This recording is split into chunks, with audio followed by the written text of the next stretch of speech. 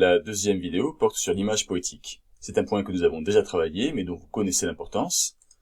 Vous savez donc qu'il s'agit de trois figures de style, la comparaison, la métaphore et la personnification. Dans le poème sur la salle des professeurs, cela concernait ce passage. Cette table longue, longue comme une piste d'aéroport où s'entassent les avions en papier. La première chose à laquelle il faut réfléchir est le point commun sur lequel vous voulez travailler. Moi, quand j'ai observé cette table, la première chose qui m'est venue à l'esprit, c'est qu'elle était vraiment très longue, encombrée, ça m'a fait penser à une piste d'aéroport, mais j'aurais pu prendre autre chose.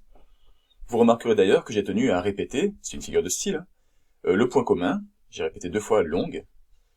Maintenant, ce que j'aurais pu faire également aurait été de développer cette image poétique. Je vous rappelle qu'on emploie le verbe filer, on parle de métaphore filée par exemple.